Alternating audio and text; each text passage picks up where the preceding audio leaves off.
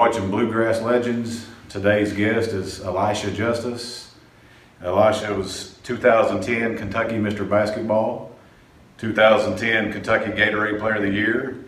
You also helped Shelby Valley win a state championship in 2010. Current head coach at Pikeville High School, Panthers, is that correct? Yep. And recently won your 200th game, is that right? Yeah. So how long have you been here at Pikeville now? I think I just finished my 8th year. 8 so years. Getting ready to start year number 9. Awesome, man. Well, I'll get right into it if you got some time to answer some of these questions. Yeah, for sure. So tell me, Elisha, if you would, where did you grow up and what was it like for a kid there? I actually went to school about 10 miles south of here. Been in Eastern Kentucky all my life, and you grow up in Eastern Kentucky or Kentucky in general. Normally, basketball is a big thing. Right. I consider it a basketball state, and and what they have at the state tournament at Rupp Arena, it's one of a kind, really, and it's something that when you see it as a kid, it's something you dream of playing in your whole life, and we had a group of guys together that grew up together and competed together and all had the same dream. So like you just mentioned right there, it was a magical run that we had and something we all dreamed about, and it was a great accomplishment to be able to do that and experience it together. So you grew up right here in Pike County? Yeah, Pike County. My house, my mom and dad's house was actually about 20 minutes south of here in Dorton. Okay, Dorton. A lot of people don't know, but Pike County is actually like the biggest county east, I think, of the Mississippi. Yeah, we got a lot of counties. We got a lot of schools in Pike County, so it's pretty big. So any brothers or sisters growing up? Yeah. I got an older brother. He played multiple sports, but he was more of a football player. And then I had a younger sister. She was about a year behind me. She played too? No, she didn't play anything. She just she was always going with us, and she just kept you two in line. Yeah, tried to. So what age were you, Elisha, when you first took an interest in basketball? Honestly, I think I was probably kindergarten or a little smaller, and I think my mom had to bribe me to start, because I didn't like everyone looking at me and that kind of thing, but it was just once I got out there, kind of fell in love with it, and it just kind of took off from there. Now, how much older is your brother than you? He is 2 years. So you have to compete against him growing up all the time, playing one-on-one? Yeah, we grew up playing sports together, and but then it came, us being on the same team, through middle school and high school, we played together, and it was always good to have him out there, because I was always smaller. Him being a football player, he was always a little bit bigger, a little bit stronger. Yeah. So he did a good job of, I guess, kind of protecting me on the court. Yeah, makes sense. Could you beat him one-on-one at home or not? Yeah, of course. He'd tell you that. Yeah. So do you have a favorite basketball team lineup? Every kid from Kentucky, like you said, it's a basketball state. Who was your team growing up? College-wise, obviously I grew up, watching Kentucky and Rick Pitino and everything. So, I always enjoyed that. But I wasn't, I guess, as die-hard as what most people are, because I was the type that I root for all the Kentucky teams, and to see them. I love to see 3 or 4 different Kentucky teams in the NCAA tournament, and I'd pull for all of them to go as far as they could, and so that's kind of the way that I was. I know you also. I think you were a Jordan fan, right? Yeah. So, yes. But as far as Kentucky, did you have one player that stood out that you kind of wanted to emulate or be like or whatever? Not really. I just love the team in general. You know what I mean? I just love to see the different Kentucky teams, and see, again, Rick Pitino was my all-time favorite coach. So to be able to see what he did, and that's a guy I still follow. So I'll never forget. That was 1992, I believe, the infamous Duke game. You remember that one? Sure. Yeah. I think that haunts all of us UK fans. Pitino definitely. I was able to grow up in that era too. Yeah. It was by far most fun I've ever seen from a Kentucky team. They were just so good. Yeah. Patino was awesome. So let's talk about your Shelby Valley days. Yeah. Did you play all 4 years there? Yeah, I actually started playing as an 8th grader. I thought so. So Coach Jason Boer was the coach at the time, and he came, and I What guess was they his played. last- They what played was a his last couple. name? Jason Boer. Boer? Yep. Okay. Yep. And they had already played a couple games, and I guess kind of getting hurt by the press a little bit, and he come down to Dorton Middle School and asked me if I come up and play, and he said he needs somebody to handle the ball. So Was you in 8th grade then? and I was in 8th grade, so I started. He brought me up and brought me off the bench, and I started playing a little bit as an 8th grader. And, Wow. it was good for me just to get that experience, kind of get my feet wet and see what the high school world was all about, and show me my weaknesses and things I needed to work on, heading into my freshman year. So what was it like from a physicality standpoint? I mean, being an 8th grader, and then some of these guys are seniors. I mean, Yeah, that was the hard part for me because I was used to being quicker than most, but I was just smaller. So especially when you take an 8th grader playing against juniors and seniors, the strength is what got me. I had to solely rely on my quickness and ability to handle the ball to kind of beat those types of defenders. So, but I wanted to be more than just that. So that stuck with me and forced me to start working in the weight room and working on my body and my strength. And, that's when I felt like my game really started to develop. Speaking of defenders, is there one defender that sticks out in your high school days that was probably one of the toughest ones that gave you fits? Oh, man, we played against some good ones. Nobody in particular? Anthony Hickey was I remember him was from really Louisville. good. He played at Christian County. Okay, Chris. He actually, the only game I ever lost at Shelby Valley as a player, he's the one giving it to me. Did he go to LSU? He went to LSU, yeah, and What'd you say, the only what now? he gave me my only loss on my home floor. Is that right? Yeah, and then so obviously he just had another gear to him that a lot of kids that we played didn't have, and so he was tough. He was the real deal. But also when we played against Ballard in the state championship, it was like I felt like they had 5 dudes like Anthony Hickey. Is what it felt like, to the quickness and athleticism that they brought. Keyston Jones, he stands out. He was a big-time player for them. He had a great college career. You guys beat them as well, though, didn't you? Yeah, I think it was 12. They had Devontae Parker, who was a great athlete. He's still one of the best wide receivers in the NFL. So, Did he play here too? Yes. Wow. Yeah. That's some athletes, man. Yeah. Ian Childs. I mean, just their whole team, man. They just were fast and athletic. Running 2 guys at me the whole game, so I want to get to that here in a little bit. Yeah, I'll ask you more about that in just a second. Okay. Because that was 2010, right? Yes. Yeah. Yep. So anyway, who was Shelby Valley's biggest rival when you were there, or maybe still today? Pikeville, where I'm at now. Where we're sitting right now. Right here. Yeah. Who when you played there, who won most of those battles? You guys or them? We did.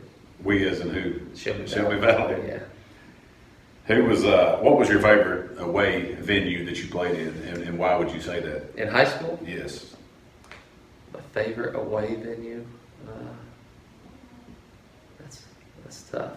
I remember we played in a tournament up in New York, and played at Binghamton. Yeah. And that arena that we played in, that was unique. It was different. Really enjoyed that. Not only that, the talent that we played there was that was. I was just a sophomore at the time, so I still wasn't as big and strong as I needed to be, and to play the types of teams we played. We played a South Miami team out of Florida, just crazy athletic. Did you guys beat them? We did beat them, and then we played against, I believe his name was Sylvan Landensburg, and he ended up playing for the University of Virginia, and was one of the best freshmen in the ACC at that time. Wow. So That's pretty cool. yeah. Did the fans around here in Pikeville, like the opposing fans, hound you a lot? Because I'm sure you destroyed their teams, but Yeah, student sections everywhere we went, but honestly, like you probably fed off that, didn't you? yeah, that didn't bother me. It Probably. didn't matter what they said. It just, you know, as a player, I feel like I kind of learned just tune it out. Yeah. You know, especially when the game started, I didn't hear anything. Like, I didn't hear the stuff in the stands and what people were saying. It was, you're so focused on the game and what you got to do, that stuff just didn't really bother me, you know. And people will talk, you know, maybe before or after games, and now that's just pure motivation. Yeah. But as far as what was said during games, I can't remember really hearing a lot of it. Just tuned it out. Yeah. So did you guys ever play Scott County? I don't know that we played them in a regular season, but those, I remember one summer, we played them a couple different times, and that's when I feel like us and them was supposed to be the two best teams in the state, in my mind. Because we had a rivalry going back to the AAU days of a lot of those Scott County guys, Dakota Uben, Chad Jackson, G-Line Gwynn, Austin Flannery. So we knew all of those guys. My team did really well from the AAU circuit. And I do remember playing them twice in the summer.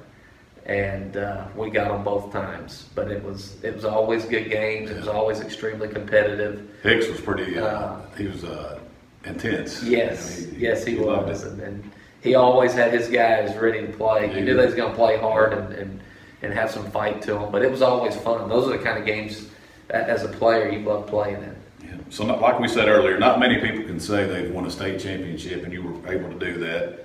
So, in 2010, you guys beat Louisville Ballard 73-61. You were awarded the MVP of that game. How would you describe those moments immediately after that buzzer sounded? It was overwhelming. You know, I remember, and not only me, but my teammates just, you know, overwhelmed with emotion because knowing that was something that we dreamed about as kids from the time that we started playing ball. And everybody, you know, it seems like your entire life growing up, you're going to the state tournament year after year. You're watching these guys put on a show. You're watching the state championship. Then turning the lights out and this the amazing atmosphere to play in Rupp Arena, something that you dream of. And not only that, it's not something that we felt just fell in our laps, but knowing that you put the time, the hours in, something that you worked for and you wanted as bad as anybody. And to be able to achieve that and to do it with your best friends, do it with these guys who you've went into battle after battle. It was a once-in-a-lifetime experience that we'll never forget. What year was that for you? Your junior? That was my senior year. That was your senior year? Yep. Yep. Did Shelby Valley, did you guys just run through it? I mean, you won that game by 12. Was it even a tie game at all? Yeah, I feel like they made a run. They may have cut it to 4 by the half. I think we jumped out a little bit early on them. And I feel like it was a close game at the half. And even through the third quarter. And then once we got up by double digits, we just kind of held on to it. So was it like that the entire tournament? Did y'all run through the whole tournament, or was it? Pretty well, I feel like we did. I know we played Paducah Tillman, a very athletic team in the first round, and I feel like we was in complete control the entire game. Played against Jared Paulson and West Jessamine in the second round, who he ended up going to the University of Kentucky, and you know, don't feel like there was ever any doubt and question in that one. And then Mason County, which I got buddies that actually played for that team, and we still talk to this day and in the coaching world. But we beat them by 20. I know in the Final Four we played really well. You guys showed up in Lexington to kick butt. You did it, didn't you? Yeah, we were really determined, and you know, you listen to the media and a lot of people. Being a small Eastern Kentucky team, a lot of people don't really give you much of a chance. Especially against a big Louisville team like that. Exactly. And even after we dominated those first 3 games, I can remember because at that time, the semis and the finals was still played on the same day. I remember that. So, you know, your conditioning comes into play a little bit too. I can remember going back to the hotel for a couple hours, and we was listening to some of the media analysts talking about the tournament, and even though we had just won the Final Four game by 20, they still were not giving us a chance against Ballard. And they was talking about how our luck was about to run out, and I just remember listening to that and shaking my head like, man, it don't matter what we do, these guys ain't going to give us a chance. But we knew, everybody in our locker room knew that we were capable of winning that game. We just had to put it all together. Yeah. And got off to that quick start. Yes. That's it. Never Yep. looked back. Yeah. So you guys also won an All-A state classic that year. Was it Yes. that year? Yes. Yeah. So who'd you beat in that one, in the title game? Do you remember? Well, we won the All-A 2 years in a row. I think that year, I think it was Louisville DeSales. DeSales? I think that's who we beat in the finals. So obviously you had an incredible high school career. We could talk about that forever. Let's fast forward to college. I know you played for Rick Pitino and the Louisville Cardinals, but prior to that, what college teams were coming after you the hardest wanting your services out of Shelby Valley? I had got a lot of interest from Marshall, and they were up all the time. And then Eastern Kentucky was on me pretty hard. Jacksonville State was coming in pretty often, and then once Rick Pitino called, it was kind of over with from there. That's when Calipari got involved, didn't he? No, he was after. So Rick Pitino, they started in the summer before my senior year. I remember we just had an open gym in Shelby Valley, and Walter McCarty drove down from Louisville just to be at an open gym. Wow. That spoke a lot to me. And then our first practice, Pitino came in with his whole staff. It was him and Steve Masiello, Ralph Willard, all those guys, and watched an entire practice. And it wasn't long after that a roster spot opened up, and they offered it to me, and I jumped on it. And they continued to follow me. Like Pitino, he would talk to me every week. They watched us play up here in the Expo. We played a game down in Louisville. Pitino came himself? Yeah, Wow. him and Walter McCarty was both at the game at the Expo. And then played a game in Louisville at Louisville J-Town. And Pitino was out there, and several of the players even came to watch us play. So those things stuck with me and meant a lot to me. It wasn't till after we won the state championship and I was named Mr. Basketball that Coach Calipari called me. But I was already committed, and there was no backing out of that. Yeah, I think sometimes some of those guys overlook a lot of these mountain boys, don't they? Yeah, I think so. I think you would have been, I'd love to see you at Kentucky, man, but obviously the reason, so why Louisville? I mean, obviously because of Pitino's personal commitment to you. Yeah, and another thing my high school coach always told me, he said, you want to go places that you're wanted. And I don't think that only goes for basketball. I think that goes for anything in life. Right. You want to be where you're wanted.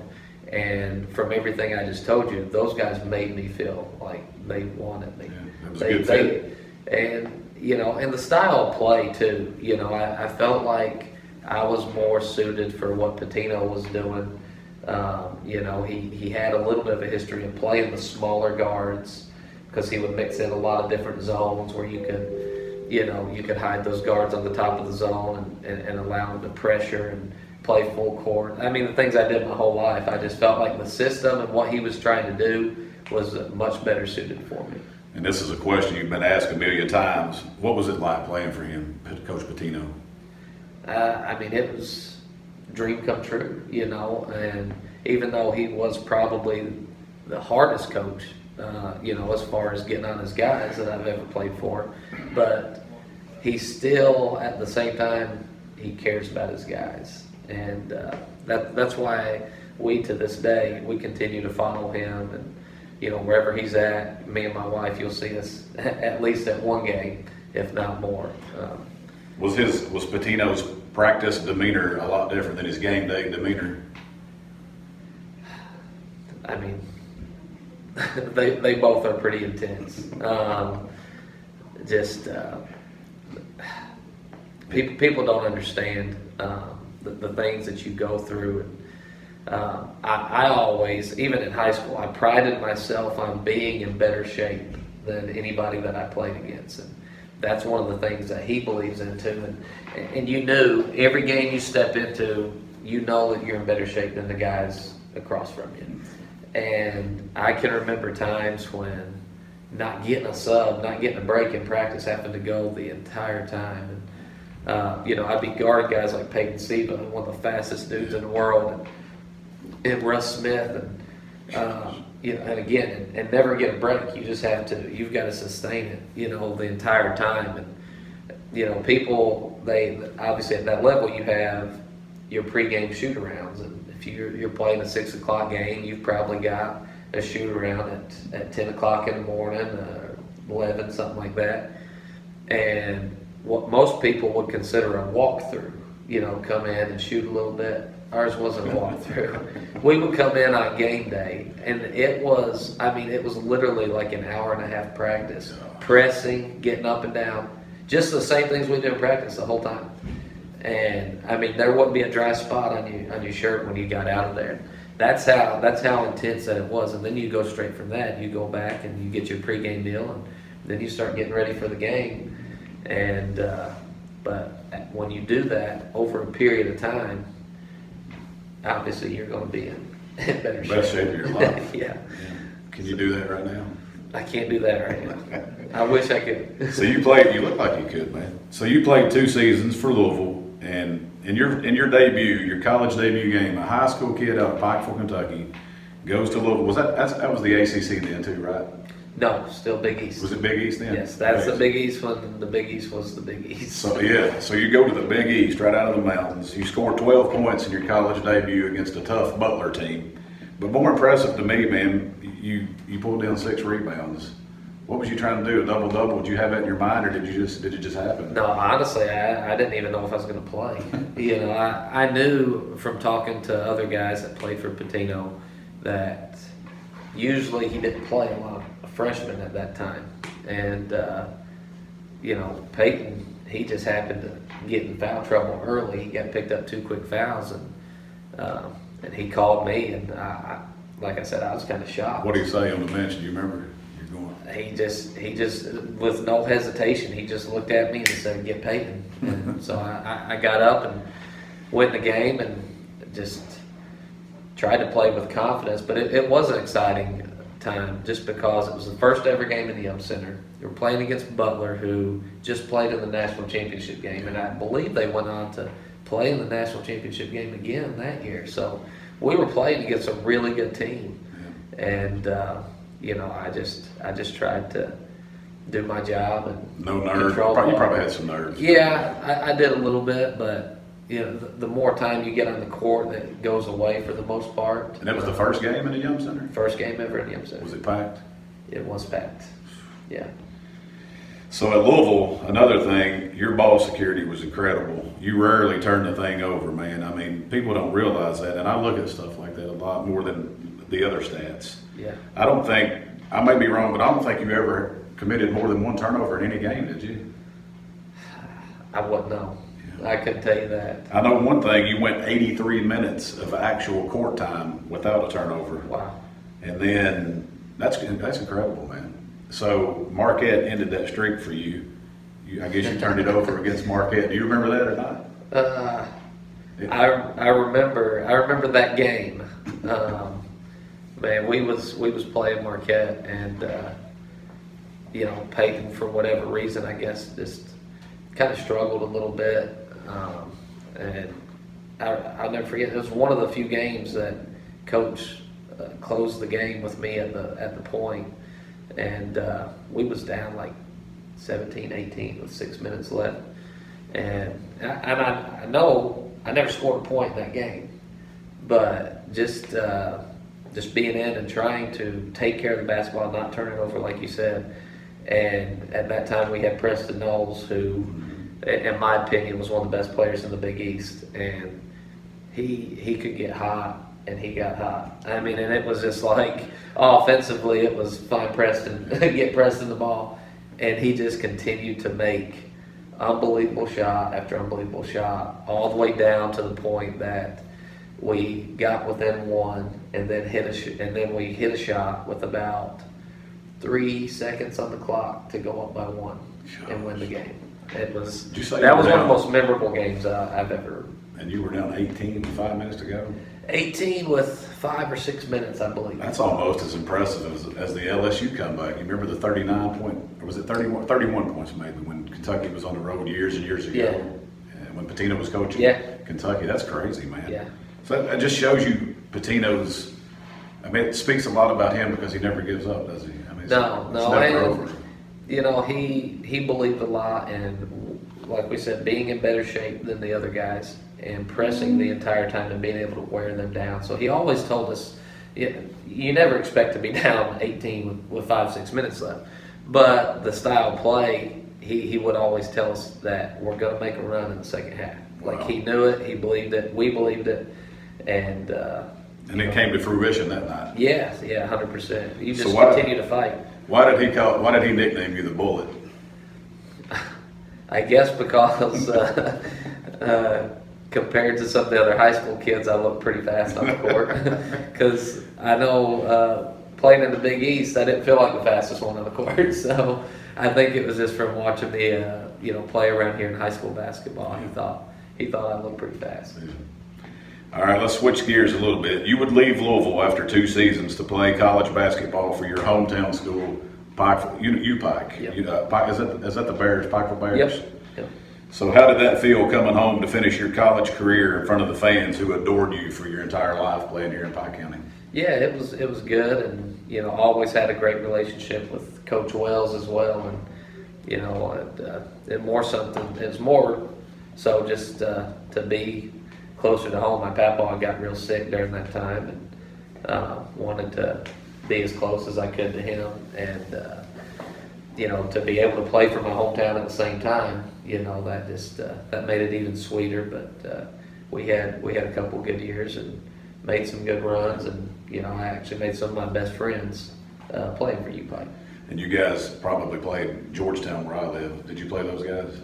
We did. That was always a great rivalry, and get to play once, twice a year. Did y'all beat them pretty good when they came down here?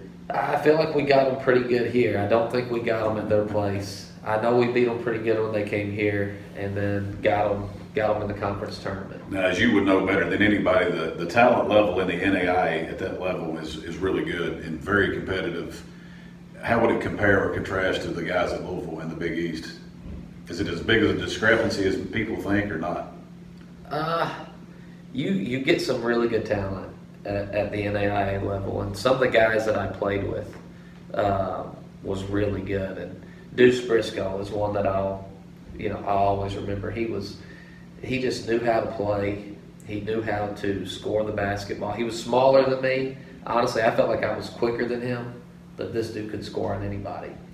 And who did he play for? He played with us at UPike. Oh, okay. He was on my team, and we actually went back up to Louisville to play an exhibition game that next year. I was hurt; I didn't get to play, and that was their national championship team. That was still Peyton and Gorgie Jane, Montrez Harrell, Shane Mahan, and all those dudes. And they beat us, but Deuce Briscoe still had about probably 27. So, I mean, that's just what he was. He could score on anybody.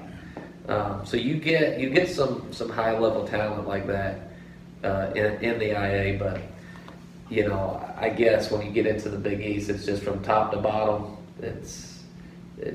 It's pretty insane, the athleticism. I can't even imagine the skill level of those. I watch it on TV, but you would know. You've lived it. So let's talk about Elisha Justice, the coach. After your playing days in college came to an end, you became the head coach for Jude Buchanan. Is that correct? Yeah. And that's over in Alice Lloyd College, Yep. Pippa Pass's little bitty team over there. How'd you guys do? You were there, what, a couple years? Yeah, I was there 2 years. We done pretty well. We was competitive. It's hard to, you got a school as small as Jim Buchanan, like you got 7 or 8 kids in a class. That's right. So that's what made it tough. But we had a couple guys that could really play.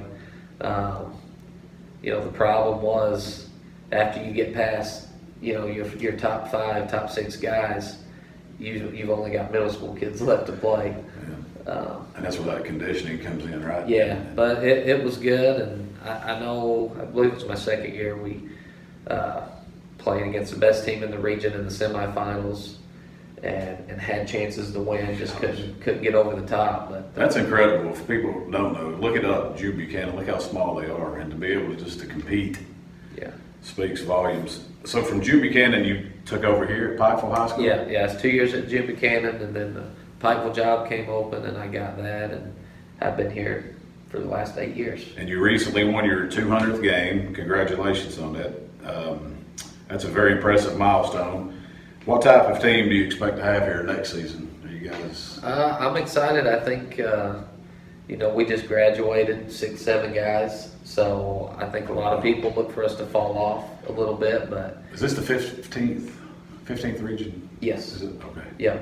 And I like the young guys I've got coming back, and they've really put a lot of work in. They're continuing to work right now, so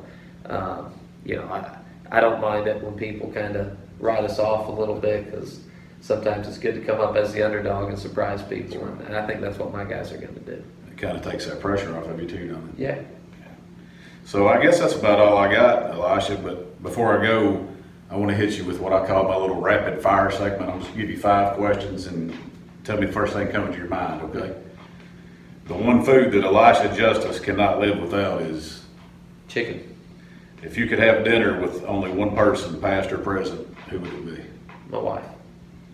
True or false, Mark Pope will win 23 games or more in his debut season at Kentucky? True. Oh. The one movie that Elisha Justice has watched over and over is? I don't know. I was going to say Hoosiers. Have you seen it? Yeah, I like Hoosiers. All those basketball movies. Yeah. Hoosiers, Glory Road. All right, and this one, what advice would you give to our youth who are trying to navigate their way through these perilous, ever-changing times today? Just continuing to work hard, and not let the bad times get you down, you know what I'm saying? And I think that's something you got to have, because everybody's going to go through ups and downs, and I hear a lot of these, and I think it comes true with everything. These guys in the NBA world, they'll say you can't get too high on your highs and too low on your lows.